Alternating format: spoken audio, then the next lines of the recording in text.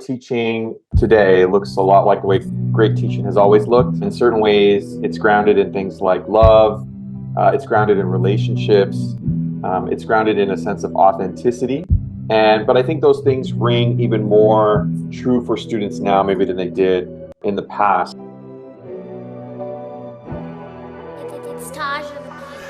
And welcome, ladies and gentlemen, boys and girls, guys, gals, and non-binary pals to another episode of All the Above, the show that gives you an unstandardized take on education.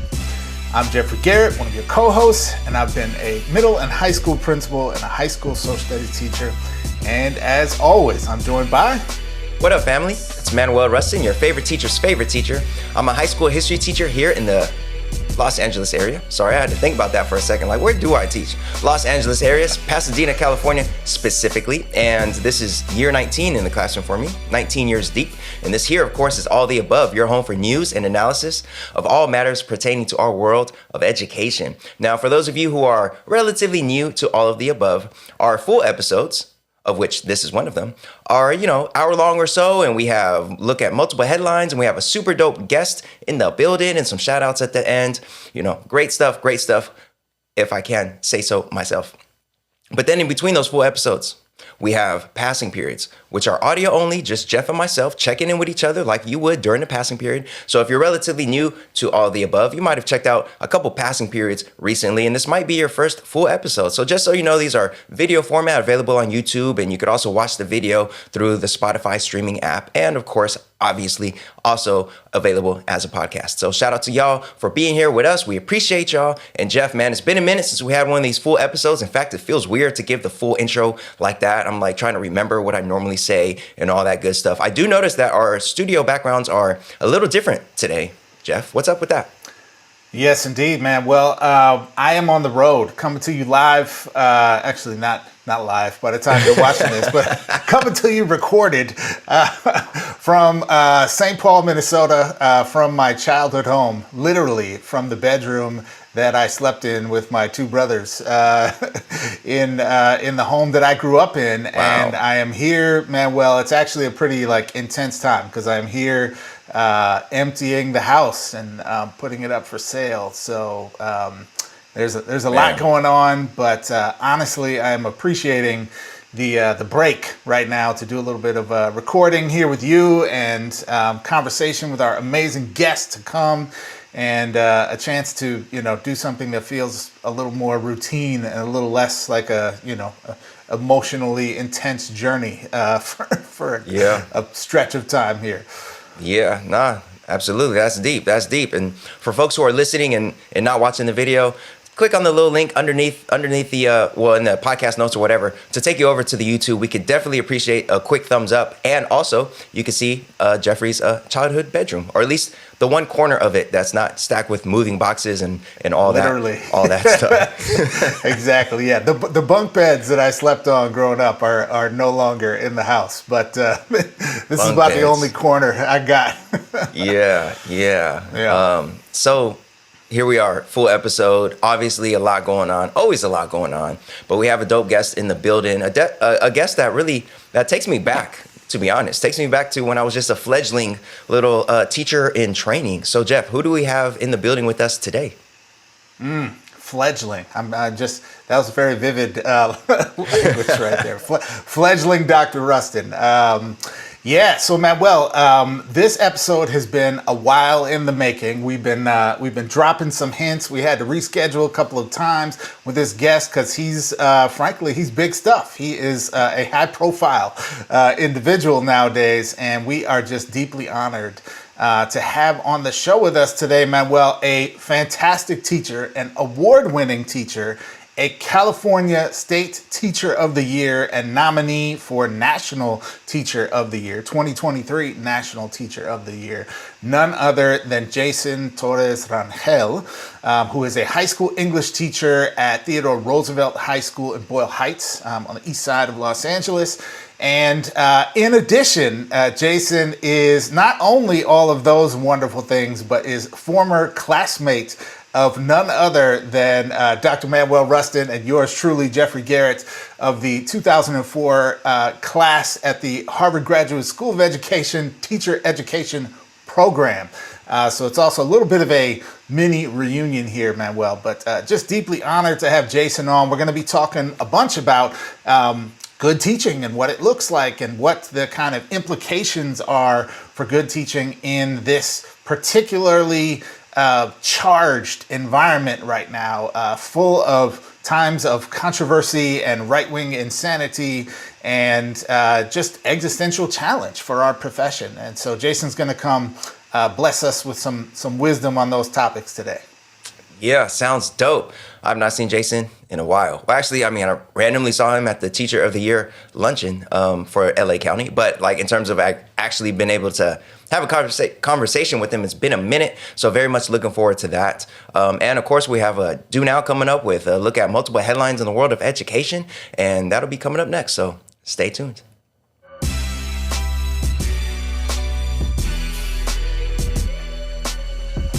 All right, folks. Now, y'all know that a solid classroom lesson plan often begins with a warm-up or a do now, and that's what we're jumping into right now. Jeff, how are we going to do the do now today? Well, Manuel, today, frankly, it's my favorite way that we do the Do Now segment. I know we're not supposed to have favorites, Manuel, but, we'll just, since it's just you and I here in the Teacher's Lounge, yeah, for sure. we'll talk about it. We got a lexicon for everybody today. We're going to get into some key vocabulary, talk about those terms and concepts, which are essential to understanding for today's episode. Okay. Lexicon. Let's build up this vocabulary. Jeff, the first term for today is pinch. Pinch, nice. Like the uncomfortable thing that middle school students do to one another when they are in the kindergarten phase of mind where they just can't stop touching each other. And then they're like, Mister, he's touching me. Why is he always touching me? Pinching like that. That's a solid impression, Jeff. That's really good, actually. Also, I'm trying to remember the last time I've been pinched. That is such a little kid thing to do, to pinch somebody. Yes. Anyways, not that type of pinch, Jeff. This pinch is more in relation to needing help in a pinch. And it relates to a fascinating story that we looked at about emergency grants for college students who just need help in a pinch. All right, so let's go ahead and get into it. This comes to us by way of LA School Report, thanks to some reporting by Peter Sloan. And he reports on a new study commissioned by the Heckscher Foundation and conducted by Sage Education, which points to significant gains in college persistence thanks to a student emergency grants program. Now, in order to boost college persistence for underserved New York City students who attend college away from home, the Heckscher Foundation and the Gertzner Philanthropies created a student emergency fund at 6 State University of New York campuses. The recipients of these emergency grants showed substantially higher achievement rates than the general campus populations. Of the nearly 2,000 students who received the grants since 2018, 94% were still enrolled in college or had successfully graduated or completed their program of study in the semester immediately following receipt of their award. This compares to just 76% nationally. In addition, 90% of grant recipients receiving an award in fall 2019 were re-enrolled in fall 2020, a rate that's 14 percentage points higher than retention rates seen on the 6 State University of New York campuses as a whole and for full-time students nationally.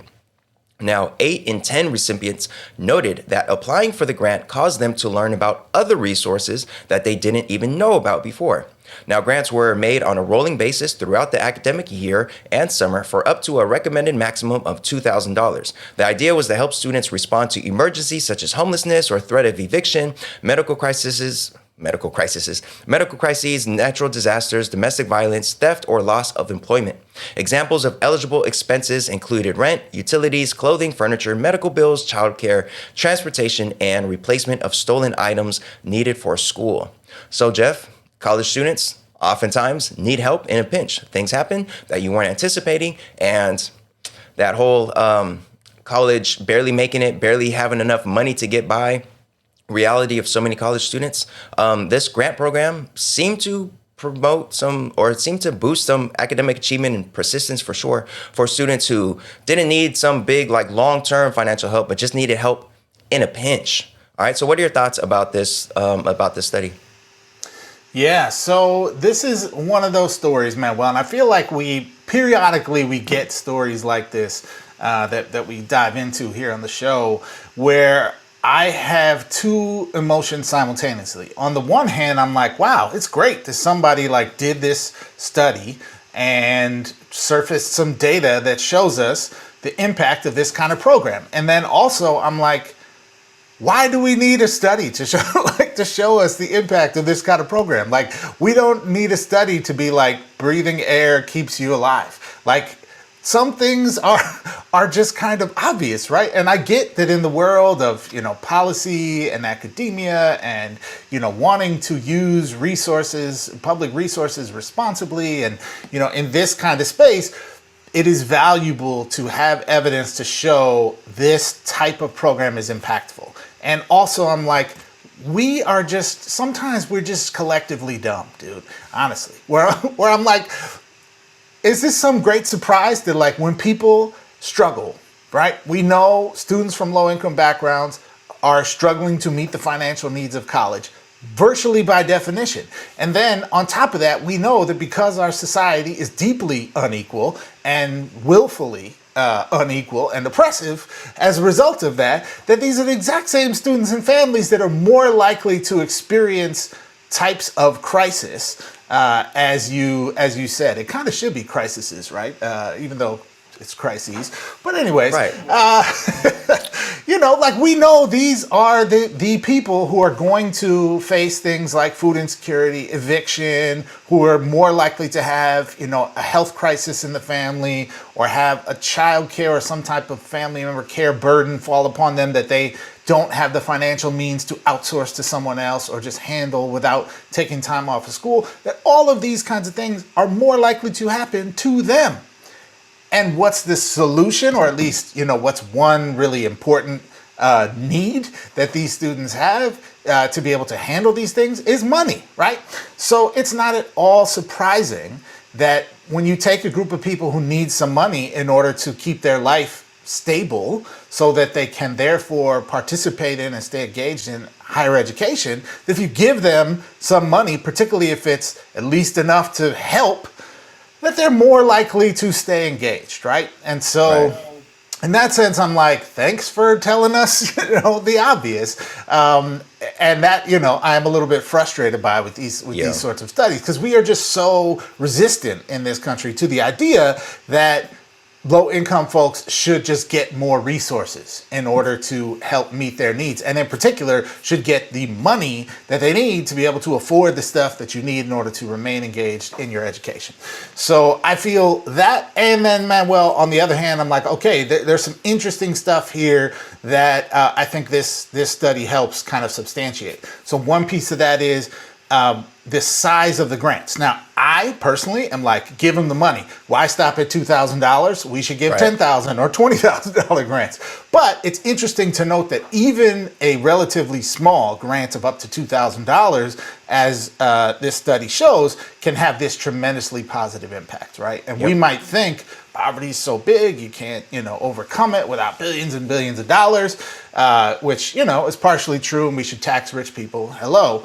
But even relatively tiny grants like this can go a long way towards preventing some of the gaps that we see in college persistence and college graduation across lines of income and that sort of thing. So I'm happy, Manuel, and I'm like, damn it, how come only when it comes to like marginalized folks do we need studies that tell us the obvious stuff? Okay, like can we just move on from the obvious and start doing things that get to solutions? So anyways, that is my split mind. I'm curious, Dr. Rustin, what say you on this topic?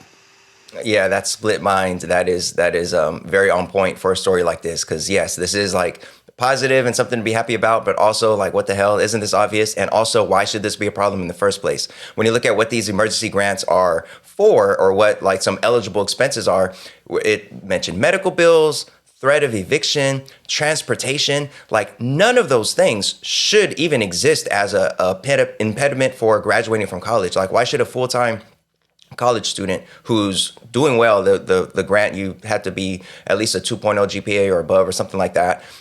Why should anybody in that position be under threat of eviction in the first place? Why don't we have more protection so that they don't have to worry about getting kicked out of their apartment or campus dorm in the midst of trying to graduate from college? Medical bills, same thing. Like, these are expenses that should not be a problem in the first place. So yes, it's great that this support is there for folks who need help in a pinch, but also it's just so frustrating seeing that these challenges are prohibiting people or stopping people from finishing college. Because you think about all the other students at all the other campuses that didn't have emergency grants or didn't apply for them or didn't know about it, who ended up not graduating college. And a person to have not graduated college because of their inability to keep up with medical bills is so criminal. Like, that's just criminal. That should not exist in our society at all.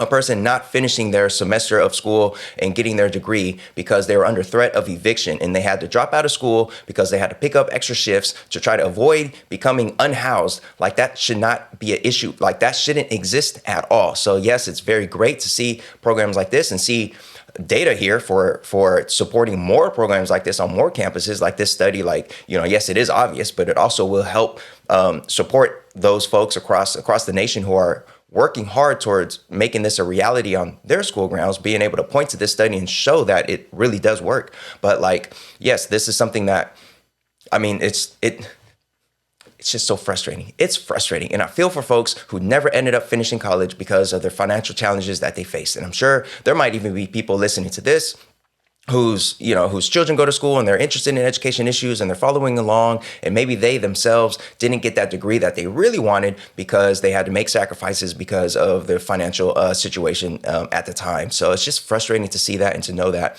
But shout out to the study for pointing out the obvious, but also helping lend some support for folks who are trying to do the same thing in their locale. And another interesting part about it is it did show that the way to apply for these grants, this online portal that they did, ended up helping students learn about other resources that they didn't even know about. So it does help inform us in terms of like setting up systems that are a lot easier to use and easier to access, because I think a lot of folks, I know at our high school, we struggle to like remind seniors, like, we have all these scholarship opportunities and here's how you apply, but each one has different application requirements and it gets confusing. And some students just like, no matter how many times you tell them, they never are able to like really tap into it and really engage with it. So this study also showed having this online portal really helped just like inform students of other opportunities. And, maybe that's something for us at the maybe high school level to think about in terms of when we are encouraging students to apply for scholarships, helping with, setting up some sort of easier way for them to access all the opportunities that are out there, because it could definitely become overwhelming, especially for a student who doesn't really have help from somebody, pointing out all the resources that are there. So, yeah. Yeah, this is the kind of thing, Manuel, and if memory serves, I hope I'm not going to misstate this here, but we probably a couple of years ago, we talked about a somewhat similar type of program. I think that was through the University of Michigan, if memory serves. I apologize if I'm getting this wrong, but it was like we did something similar, yes. Yeah, but it had to do with like college applications and applying for financial aid and like getting people to access supports by default as opposed to having to opt in to getting them, right? And I'm like, so this is a cool data set here, right? We get that like giving people these grants up to $2,000 prevents people from dropping out. I'm like, so why not? Like, the colleges know. We know who the poor folks are in school. We know who's on financial aid. We know who's on a lot of financial aid. We know who qualifies for Pell Grants. We know, you know what I mean? Like, it's not a mystery who these folks are. So why not have the default be like, hey, you qualify for $2,000. Like, here's your $2,000 check. Please don't drop out of school. Let us know if you need additional support services. You can access them here, here, and here, right? Like, it makes me think of we just philosophically love in this country, Manuel, the myth of meritocracy, right? And the idea that like we can't make things too easy for people because it breeds laziness or something. And, you know, and the reality is like people need help. So why don't we just provide that help by default? And here's how you know people need help, Manuel, because the rich kids on campus or the middle class and more upwardly mobile kids, when they need help, their parents just write them a check, right? Or say, oh, come stay with us for a while. Or you know what? You went to school far away and you live by your aunt's house. Just go live with your aunt, you know, or whatever it is, right? You have a support network that comes with money and resources to take care of your needs. And that is provided to them by default, not by needing to opt in with a bureaucratic application or that sort of thing. So anyways, I just think, you know, this is yet another sign that we know some of the very basic things that work, that close equity gaps, and yet we still like to include little barriers in the system that prevent people from getting those resources by default, as opposed to having to take, you know, actions. So hopefully that could be maybe like phase 2 of the study. Yeah, that would be, yes, hopefully. And then, you know, maybe those are all baby steps towards a world where you don't have to pay for college in the first place, and where everybody has, you know, universal access to health insurance, and where folks aren't under threat of eviction because everybody has a right to housing and is in a comfortable spot. Baby steps, Jeff. Baby steps. Indeed. I guess. I don't know. All right, Jeff. We have another term for today, I believe, for today's due now. So what we got? We do indeed, Manuel. The second term for today is shade. Shade. I'm very familiar with shade. I assume you, of course, are talking about shade from the sun, because us living in Southern California, there is quite a lot of sun. And although we had a lot of rain this year, it's been quite sunny for a while now.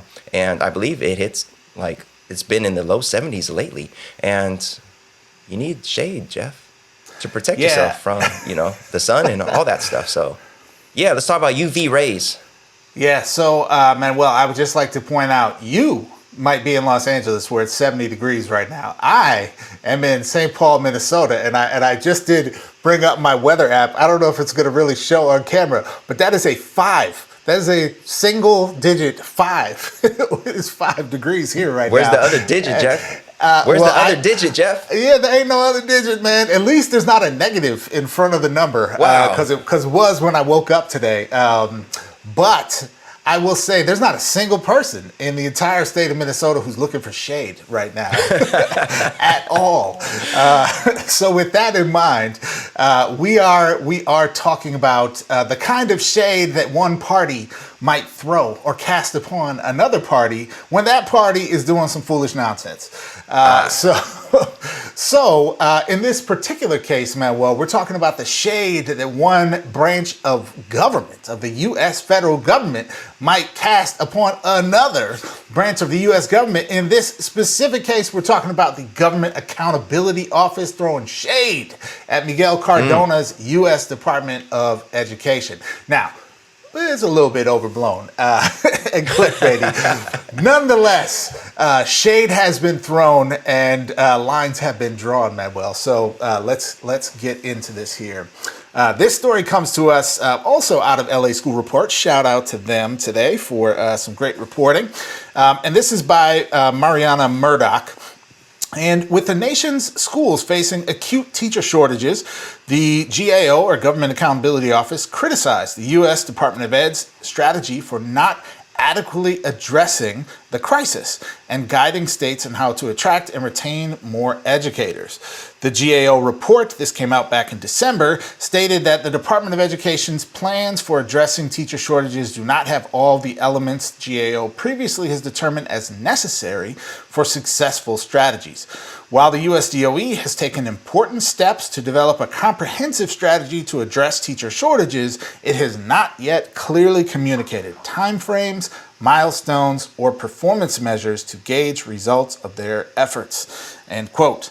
Now, the COVID-19 pandemic laid bare teachers' discontent with aspects of their jobs, including a lack of support for their safety and value as professionals, and an increasingly disrespectful and demanding workplace culture, and exacerbated teacher shortages nationwide, the GAO stated. Pulling data from focus groups held throughout the pandemic. Now, the GAO analysis included recommendations for a few important buckets of things around recruiting, which included addressing high costs of becoming a teacher, and differing the kind of myriad requirements that differ by state for state licensure, as well as retention challenges, which really speak to the lack of support for current teachers, including school workplace cultures and teacher compensation. So, Manuel, we got straight beef happening in the U.S. Government. Joe Biden's left hand is swinging at the right hand. It seems, I guess that's not true because the GAO, is created by Congress. So we got Capitol Hill swinging at the White House. Manuel, what is going on here? Shade, Jeff. Shade. Yeah, I mean, the report makes a lot of sense, man. Makes a lot of sense when you see the actual plan that was laid out by the U.S. Department of Education for addressing the teacher shortage. It is a whole lot of stuff that, kind of comes off as fluff at this point, in the sense that, I think it's highly agreeable stuff, and there aren't any timelines or measures to gauge progress in any of these areas. So it's a lot of saying the right thing because everybody agrees to it. And I, a few weeks ago, went to I guess it was a summit. I don't know. It wasn't a conference, but it was like gathering of teachers, sponsored by the college football playoff. I think it was called the Extra Yard for Teachers or something. It was supposed to be like this big thing for teachers across the Los Angeles area that was promoted by the College Football Playoff Foundation in connection with the college football playoff game, which was happening out here in Southern California. And Miguel Cardona happened to be there, and he was on stage and he was speaking, and he was being asked about teacher, workplace conditions and about teacher compensation and all these things. And it was just a lot of fluff coming out. One question was, how much should teachers be earning? And he said, I believe six figures. And the audience was applauding and everybody was clapping at the Secretary of Education saying teachers should be earning six figures. And, he also said, help is on the way for workplace conditions. Help is on the way. And it was all this applause and stuff. And it was like, yeah, I don't think help is on the way, man. I don't think we're going to be looking at six figures anytime soon nationally, for sure. It's like saying the right thing. I think everybody can agree that teachers should be paid more, that we have to focus more on retention, and we have to address some of the systemic challenges in the teaching profession. It's really easy to say that stuff. And it sounds like the GAO is calling out the Department of Ed for just saying the stuff and not really showing a whole lot of progress on this front, and especially guidance for states to move in this direction. Of course, the federal government has not a whole lot of say in what actually happens in education on the ground in states, and in a lot of ways it could function as a bully pulpit sort of situation of what should be happening. But definitely especially states like California and other states that aren't here trying to destroy public education as we know it, could really benefit from more specific guidance and a little more pressure coming from the feds to really address our teacher shortage and really address just the ongoing systemic challenges in the profession, for sure. So yeah, it sounded like the GAO was pretty much on point with this report here, and I don't know, man.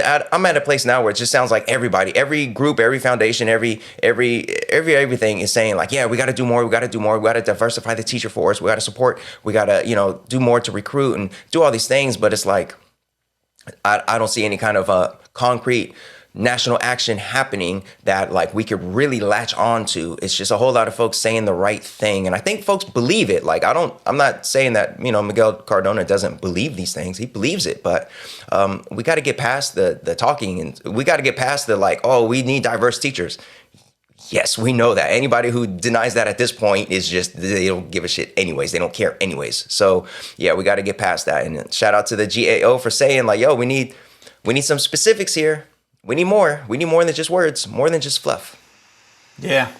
Yeah, absolutely. Now, I think, Manuel, it's important to point out in the analysis of this story, what exactly the GAO is, right? So the Government Accountability Office is essentially a internal policy watchdog, right? That is, in theory, is a nonpartisan or bipartisan, I guess, organization that is funded by the government who is charged with sort of analyzing policy ideas and giving objective assessment of them to policymakers, right? To Congress, to the White House, to say, what are the likely impacts of this policy? How likely is it to be successful? What are the financial impacts of it, right? To allow us to be empowered with hopefully not just right-wing nutty information about what a potential policy should mean or could mean or how successful it will be or not, those sorts of things. So it's doing its job, one, by assessing, policy proposals from the U.S. Department of Ed. So the clickbaity nature of one branch of government talking about another is kind of well, this is what they do, right? And on the other hand, it is sad to note that an assessment of a U.S. Department of Education policy around addressing the teacher shortage would have the kinds of holes in it that the GAO report is noting, right? Because the reality is, at least on the ground, every educator I am talking to feels like this is among the most acute challenges and crises that we face in our profession right now. Yeah. In fact, good friend of the show and former AOTA show guest, Larry Ferlazzo, just tweeted the other day, Manuel, he put up a tweet saying what's to him one of the most important crises in our profession that doesn't get talked about and people outside the profession might not know about is the lack of substitute teachers. And I was like, amen to that, brother. That is spot on. And it's something that gets no attention in the media, but has a deeply coercive effect inside the profession and is exacerbating the outward symptom that we see, which is vacancies can't be filled or people are resigning and leaving the profession and that sort of thing.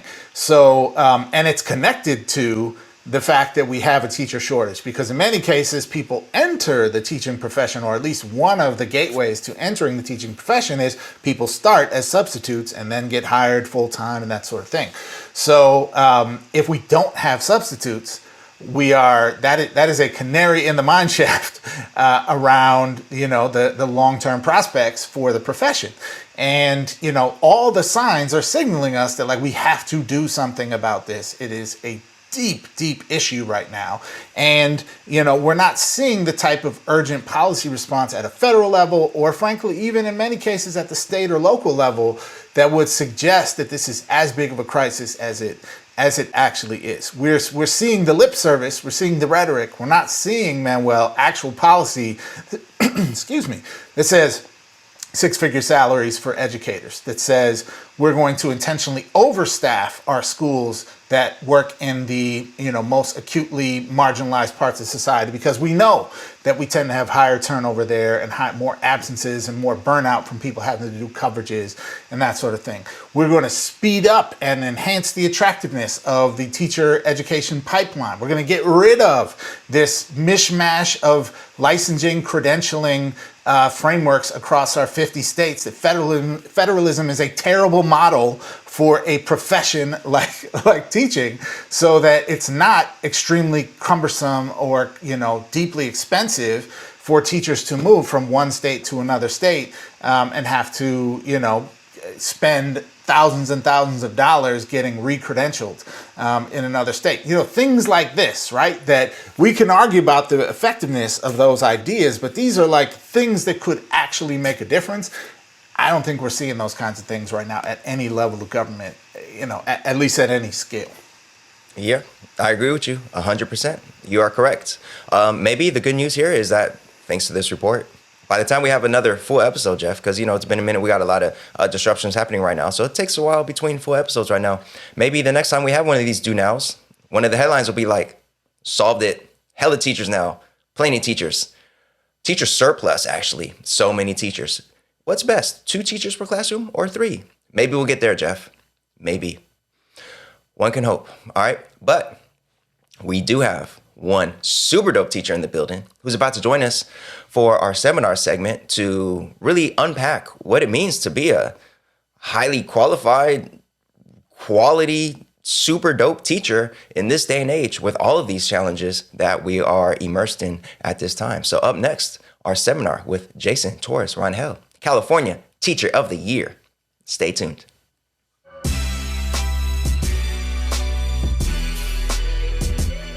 Hey folks, thanks so much for tuning in to All the Above. We really appreciate you. And as you know, All the Above is a small operation. It's just me and just Manuel, that's it. We have no sponsorships, which means we are totally dependent on our amazing audience to help support the show.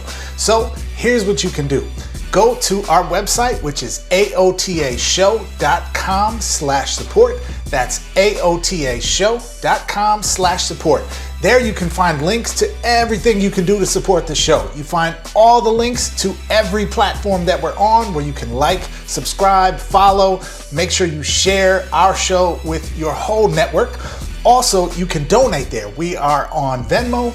We're on Cash App, and most importantly, you can find the link to our Anchor page where you can become a monthly patron.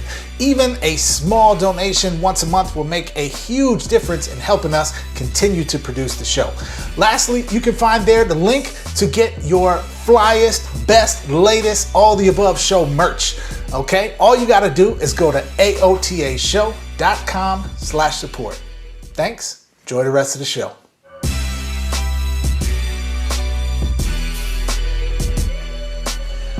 All right, folks, welcome to today's seminar, and thanks so much for joining us. We have with us today an incredible guest, someone who Manuel and I met many years ago and are super excited to have here today on All the Above for the very first time.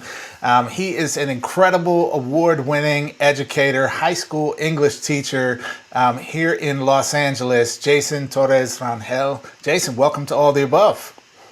Thank you so much. It's great to be here. Good to see you guys. Yeah, it's great. It's great to have you, folks. Let me tell you a little bit more about our guest. Jason Torres-Rangel has taught for 19 years in the Los Angeles Unified School District. He currently teaches 11th grade English and AP English Language at Roosevelt High School in Boyle Heights. Shout out to Roosevelt.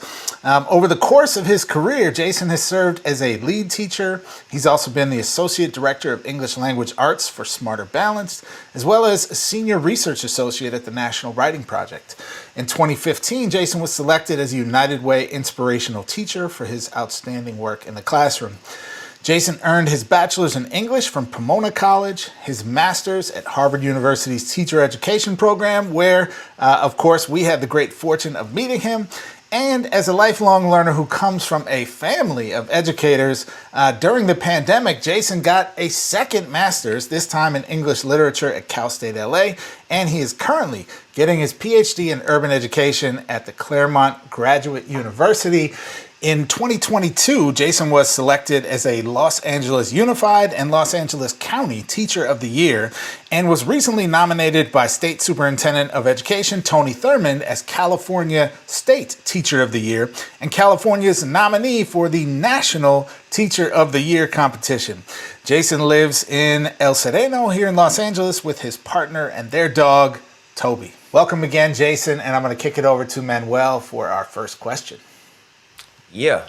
Teacher of the Year dopeness, California dopeness in the building. Thank you, Jason, so much for taking time out of your very busy schedule to be here on All the Above with us to discuss good teaching. And right now, in the coming through the pandemic, the focus seems to continue to be on learning loss and test scores and quote unquote catching students back up. And one thing that gets lost in these conversations about extended learning or tutoring or test prep or accountability is what good teaching that supports student learning actually looks like in this moment. So as a California Teacher of the Year and as a teacher who's taught through one of the most tumultuous periods of modern education, what would you say good quality teaching looks like?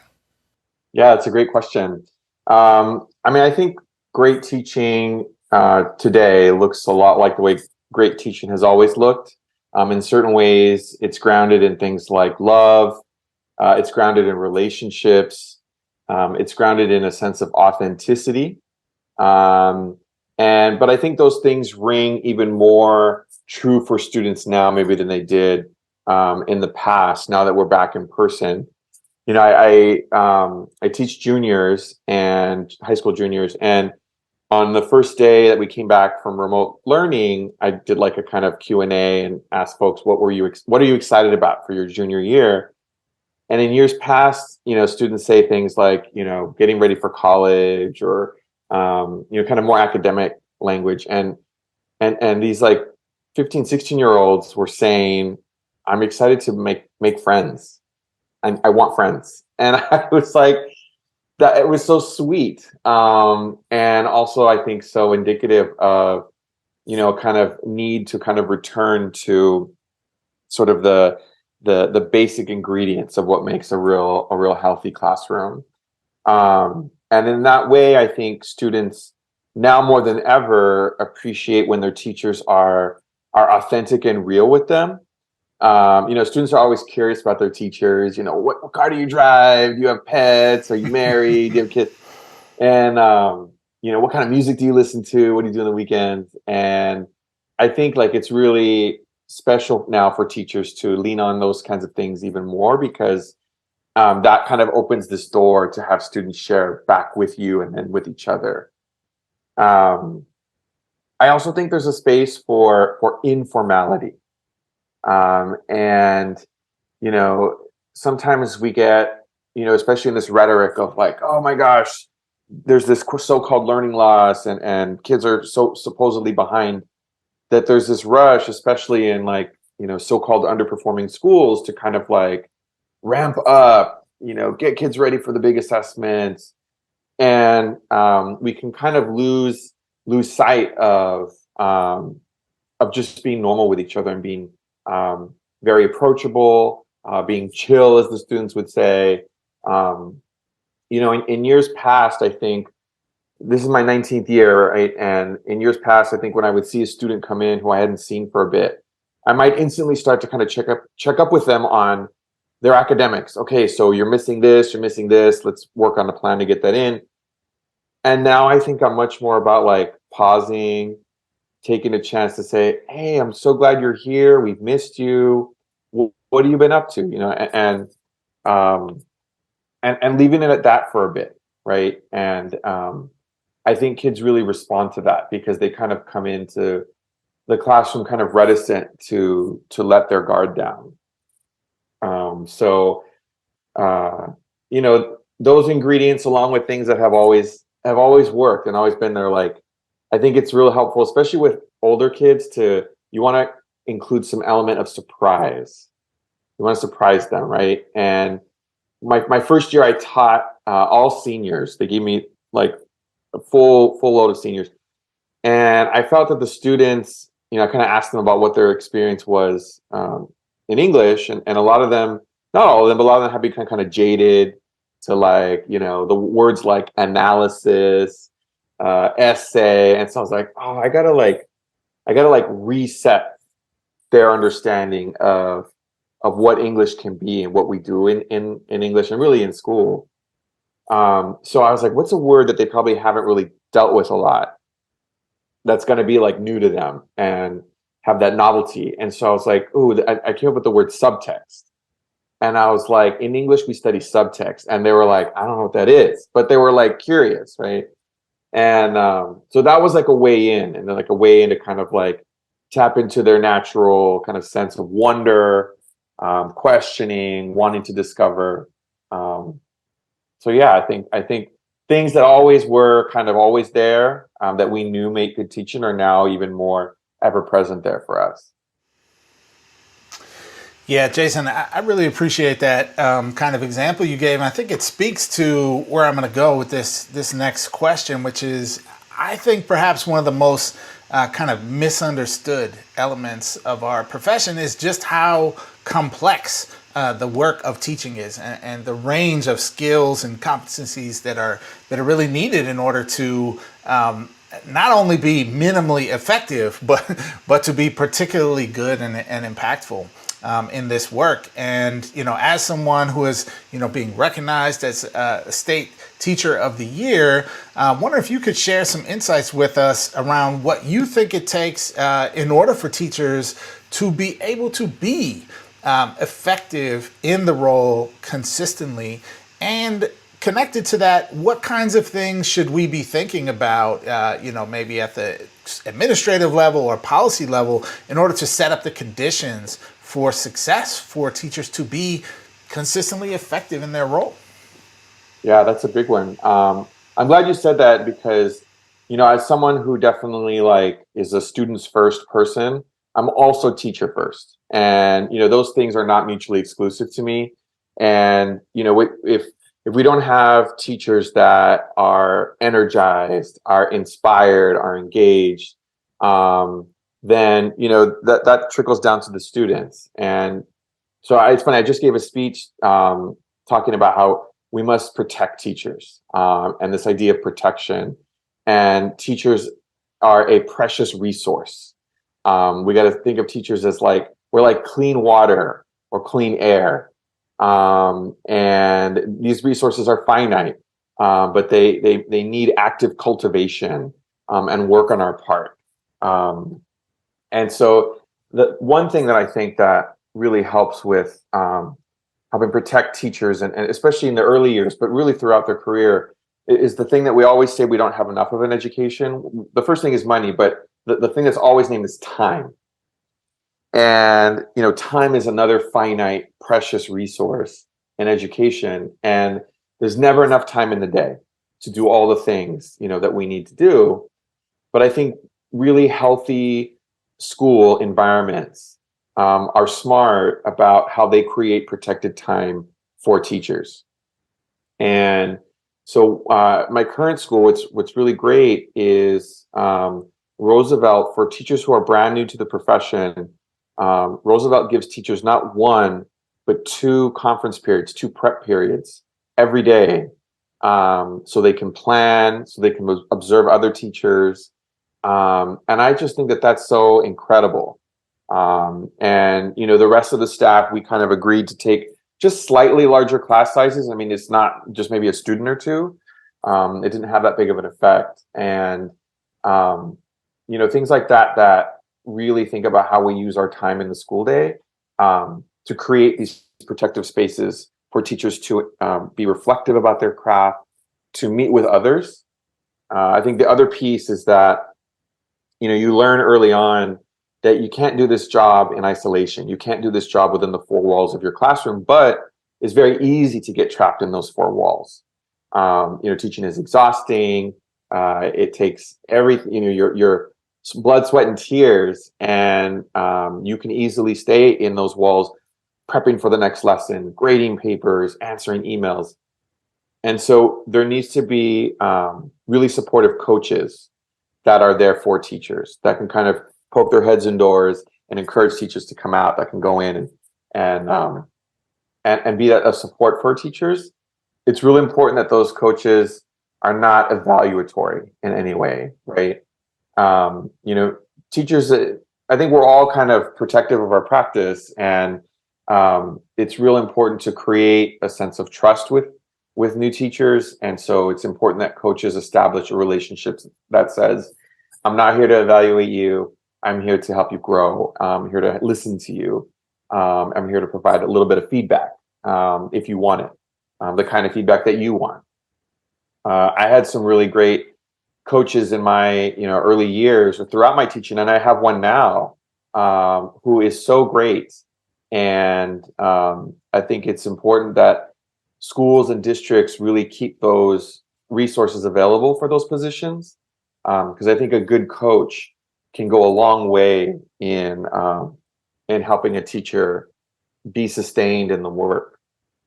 I would also say that beyond the school site, it's really important for teachers to maintain and establish relationships with folks beyond their school site. And in my maybe third year of teaching, I got involved with the UCLA Writing Project, which is a kind of networked improvement community. And then I eventually joined the National Writing Project. And joining this kind of larger group of teachers of writing from all over the country really helped invigorate my own understanding of what English can be. It help open my eyes beyond the scope of my local context. And it was inspiring. I felt energized by that. And I think it's real important that we connect teachers with those kinds of, networked improvement communities that are beyond the school site. And then the last thing I'll say is, teaching, especially teaching in areas that are underserved, under-resourced, it's easy for folks to become perhaps cynical or just kind of like, my gosh, how can we do this work when, there's all these other pressures happening, budget cuts, layoffs, teacher shortages. And if you're not connected to larger activist organizations, then you can feel like you're just kind of a cog in a machine that you have no effect on. But I also, like early in my career, became connected with our union, our teachers union, which has really taken on this grassroots model of organizing and thinking about, educational improvement. And that has sustained me and made me feel like I'm having an impact on things that sometimes I feel like I'm powerless over. And I've seen that same kind of impact happen for other teachers who join our union and feel like, wow, at times when I feel like I might be just functioning within my four walls, I also know that I'm connected to something greater and are part of can be part of these larger systems of impact. Yeah, I love that. I really appreciate in your answer the amount of love and care that you've communicated about the teaching profession and how you speak about the profession in such a caring way. And it's in such stark contrast to what we're seeing nationally with attacks on teachers and attacks on curriculum. And I think back to our days way back when we were fledgling little teachers and how much has changed in our profession since then. Like back then, and when we were at Hugsy at Harvard, I don't think I could have really envisioned the types of attacks on teachers that we're seeing in the way that teachers have been dragged into the political divide. So in thinking about how teachers and curriculum is being attacked, particularly anything that's inclusive of queer voices or anything that even merely mentions Jim Crow. Like when thinking about the CRT hysteria and these accusations of woke teachers indoctrinating students, how have you found that to affect you, and especially for teachers who are out there really worried about becoming the target of right-wing attacks and being put on blast in these Facebook groups and what have you? Like, what's your message to those teachers? Like, what helps you stay true to your calling and true to your purpose in the face of these ongoing attacks on really who we are and what our profession is about? Yeah, for sure. It's a great point, an issue that you guys bring up. I think I go back to this idea of, teachers have to be connected to other teachers, and we have to form, networks of support for each other to come together and, talk about how we can strategize to support one another if there's someone who's being singled out. How can we gather a greater amount of support for that person? If there's some kind of, professional work environment that is not supportive, how can we use sort of the collective pressure from a collective group, whether it be a union or a group like, a networked improvement community, like a writing project? How can we kind of help a larger community inform that local community that, maybe they don't have the entire picture of what this teacher is doing. I think, oftentimes too, like, there's details there that we need to inquire about. And maybe the person who's kind of, and it's always a small group. It's never a large group. It's always a small group of very vocal individuals, maybe one individual who might be really going after a certain teacher or curriculum. Kind of inquiring with them and getting authentic with them and approaching them in person one-on-one and saying, let me find out more about why this bothers you. What exactly are you are you upset about? And oftentimes they're upset about things that aren't actually going on, upset about things that aren't actually true. Well, aren't you guys teaching this, this, and this? No, we're actually not. You know, aren't you trying to indoctrinate? No, we're actually trying to do the opposite. We're trying to create critical thinkers, free thinking, agents in our democracy. But I do go back to the idea of making sure that those folks are connected with someone outside the four walls of their classroom. That it's too easy to get trapped within the space of your classroom and feel isolated and feel like you are in this on your own. And nothing could be further from the truth. And now, especially with like social media groups, teachers can get connected with folks who are not in their local context. And they can kind of ask the brain trust for advice and input. And so I'm a part of certain spaces online that folks I've never met in person, but who we kind of like come together and support folks when they have those kind of interactions with someone. And they're like, hey, I'm having this issue. You know, what advice do you have? What kind of recourse do you recommend? And so just that idea of reaching out and staying connected with others, I think is real key in that space. Yeah, Jason, we exist not only in a world of sort of manufactured crisis in terms of some of the kind of right-wing boogeyman of CRT and wokeism that exists in the national discourse about our profession, but also a very real crisis, in particular in the form of teacher shortages. Mm-hmm. And nationally, this is a huge issue. Certainly, there are disproportionate impacts that tend to be concentrated in more rural or more low-income urban areas, especially that are having the effects of things like, long-term vacancies, so students are not being taught by, credentialed teachers, things like substitute teacher shortages and teachers having to take on, coverages multiple times a week, many times a month that interfere with some of that time that you spoke so eloquently about earlier. So as someone who has now been sort of duly elected or selected as a representative for the teaching profession and in some ways for education more broadly, I'm wondering what your sort of pitch is to perhaps the next generation of teachers and educators out there who might be considering the profession. And what are some of the things you think we should be doing in order to make the teaching profession more enticing and more sustainable for folks? Yeah, for sure. I think it's funny, anytime, even before the teacher shortage, whenever I would meet someone who I thought kind of had a joyful outlook of the world, who, was a people person, who liked helping others, who had a kind of social justice vision for the world, I was like, oh my gosh, you should be a teacher. Like, we always need good teachers. And it's funny, for my own self, it was one of my college mentors who kind of gave me that little nudge. And, sometimes it's someone who sees something in you that you might not yet see, that kind of nudges you and gives you that green light to sort of allow you to consider the profession. We all went through school. And so we know we have unexperience of what schools can be like. And so I always like to kind of tap into that and help folks remember that, like, look, you can be that, anchor, that beacon of support for a young person. They say that, young folks, if they can have just one meaningful interaction with an adult a day at school, it can be life-changing for them.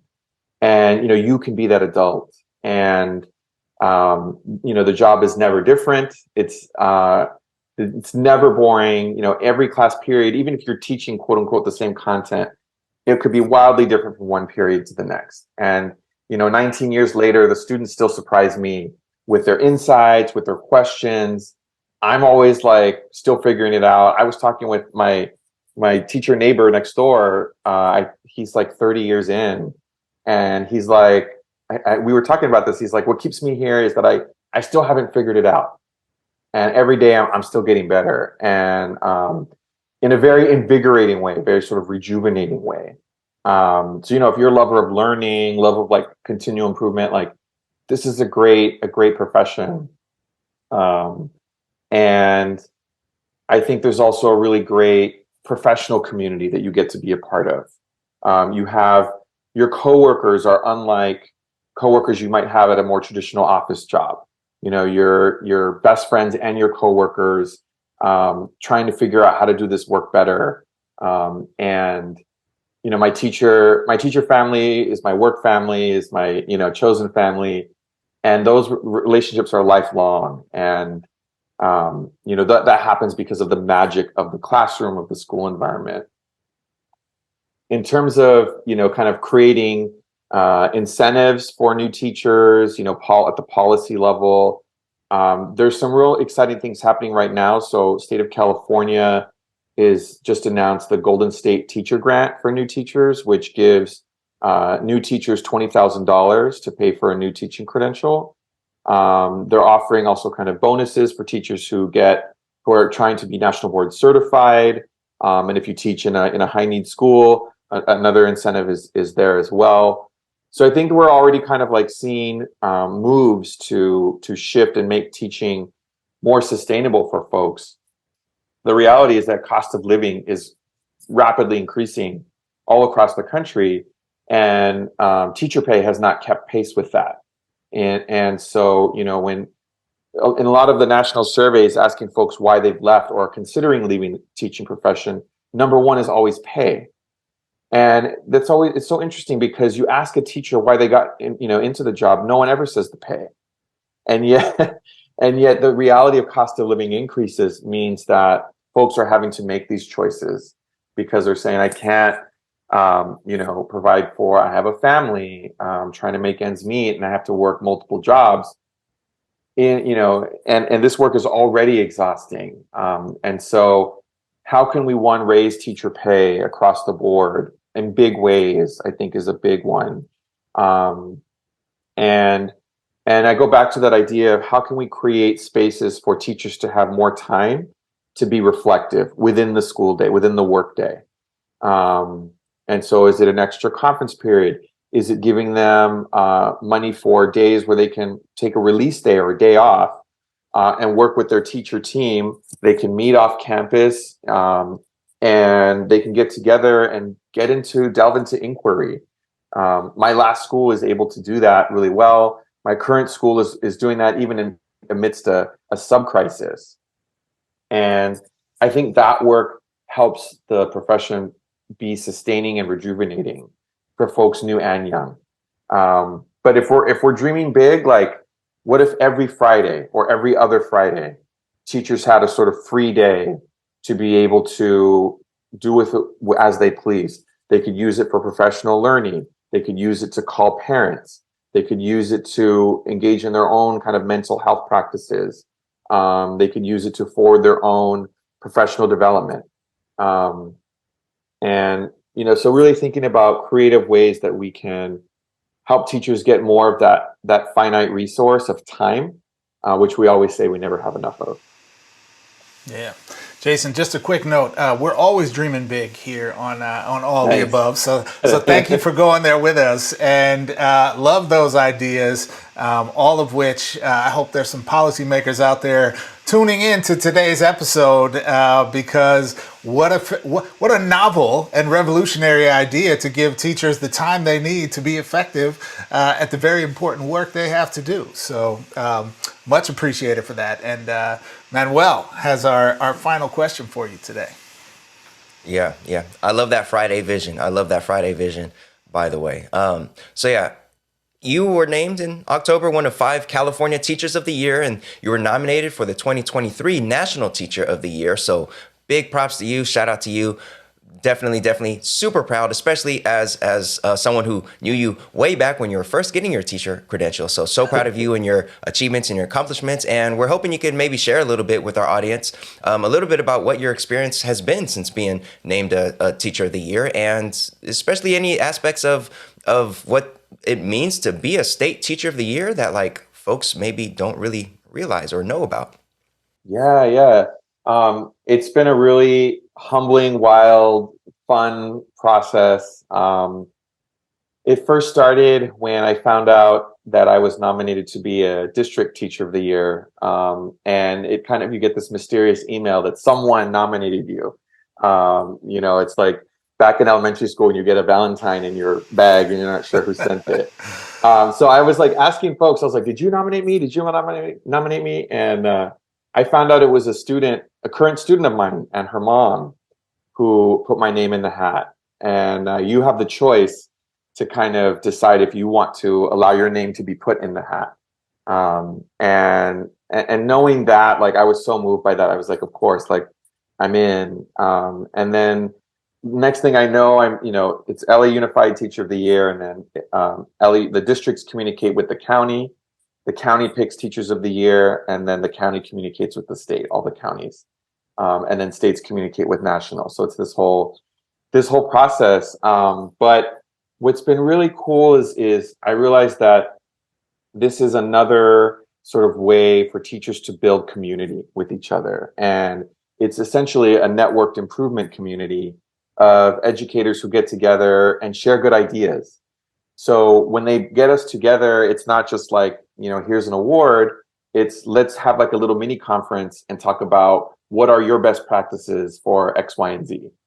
And so that's been really cool. And I'm like, oh, I get it. This is like almost more professional development, really.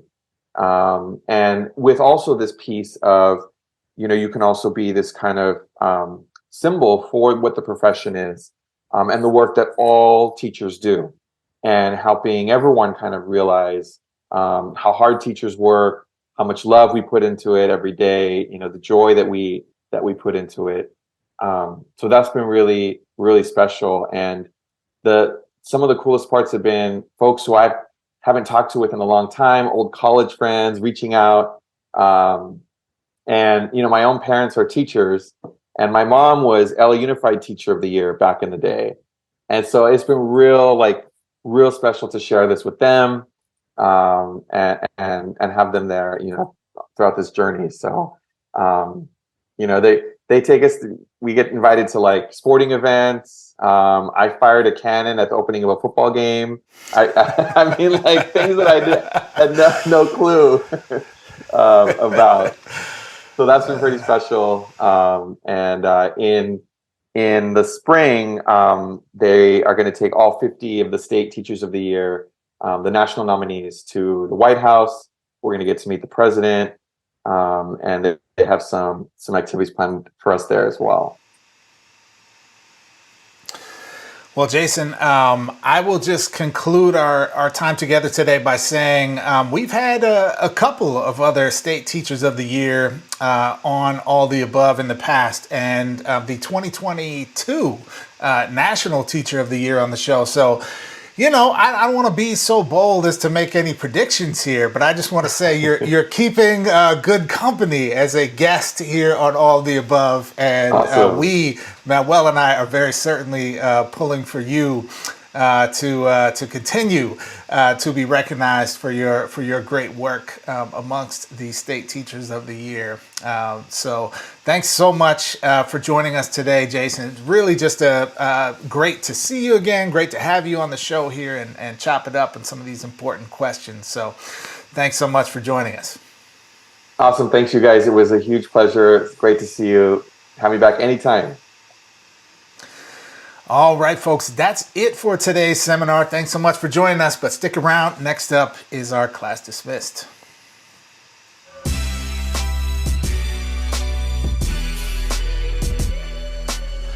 All right, folks, it is now that time in the episode where we like to pause for a minute and give some flowers, some shout outs, some recognition to people out there in the broader world of education, just doing great things. That's right, it's our class dismissed. And Manuel, what you got for class dismissed today? Yeah, man, we're going to shout out some students, many hundreds of students actually, here locally in California. Now, of course, a lot of folks out there who don't live in California think California is this, liberal paradise, and everybody is super progressive, super left, this and that. And, of course, some folks, that sounds like a nightmare. But in any case, yeah, California ain't that. So yes, we do have locally some districts that have banned critical race theory. And this story here, we want to shout out some students in one nearby district in Temecula, wine country. Well, not the wine country that everybody knows about, but, good wine down there in Temecula. But some students who staged a massive protest in response to their school board banning critical race theory. So shout out to Allison Vergara for writing about this. We will drop the link below this episode, but she wrote that Temecula students were sending a message to adults in their school district recently that they will not be silenced. Hundreds of students from 3 high schools, Temecula Valley, Great Oak, and Chaparral, walked out of classrooms on January 13th to protest a school board resolution that bans the teaching of critical race theory in the Temecula Valley Unified School District. Now, 200 or so students started leaving campus at 10:30 a.m. and they headed to a local park, aptly named Ronald Reagan Sports Park. But yeah, they staged a rally and in protest of this ban on critical race theory here in California. And we want to shout out the students for speaking up to this issue. And we also want to remind folks that just because we're in California doesn't mean it's all sweet everywhere. There are definitely some really rampant attacks on our curriculum and rampant attacks on what we do in this profession throughout California, coming from the right wing. And these school board members trying to ban critical race theory, these students were letting them know, yeah, we're not with that. Students showed up with signs saying, listen to student voices, stop whitewashing history, all history needs to be taught. Just great stuff from the youth. And, again, critical race theory, this is not this controversial thing that it's made out to be. Students and parents want to see themselves in the curriculum. Students and parents want to learn diverse perspectives of various groups and communities in the United States. All right, so shout out to these students for making their voices heard. We see y'all. Great stuff, great stuff. Yeah, absolutely, Manuel. I will fully co-sign on that. And I will also say it is amazing the wisdom that young people can show in a moment like this. These are young high school students and they see what's going on, right? They had signs talking about fight fascism and stuff, right? Like they understand the game that is being played here with them and their education and their future, right? And the silencing of critical information and any type of critical analysis of U.S. history that is being imposed upon them by these right-wing school board members, right? And they understand the danger of that historically by using terms like fascism. This is not hyperbole, right? Like this is the stuff that we read about in the history books that we should see the red lights going off about, right? And they recognize this and are doing what they can to push back against it and speak out against it. And so I just deeply applaud that. I'm also sure that there are parents or other educators who are giving them guidance and supporting them on this. And shout out to those folks as well, because young people need encouragement and support in this kind of thing. And, in this really unfortunate situation in which they find themselves, it's a beautiful thing to see them resisting and pushing back. So props to you, high school students of the Temecula Valley Unified School District. Great work. Great work. Absolutely. Folks, go ahead. My bad. No, you got it. All right, we'll practice and get that right next time, everybody. Folks, thanks so much for joining us today here on All the Above. We always love to have you join us for these wonderful discussions, and we want to keep it going with you. So where do you find us? Go to our website, which is AOTAshow.com. That's AOTAshow.com. There you can find links to the current episodes. You can find us on all platforms. We're on YouTube. You can listen to the podcast version on Spotify and Apple Podcast or any other podcast app that you are into. And all we ask of you is please like, subscribe, and share with your network. Help us spread the word about all of the above. Lastly, on our website, you'll find a little tab at the top that says support. So it's AOTAshow.com/support. There you can get your AOTA Show merch. You can get your flyers, Teach the Truth, the whole truth, and nothing but the truth t-shirt to represent like the young people out in Temecula. And you can sign up to become a subscriber on our Anchor page as well. So thanks so much, folks. Appreciate you. We'll see you next time. Yep.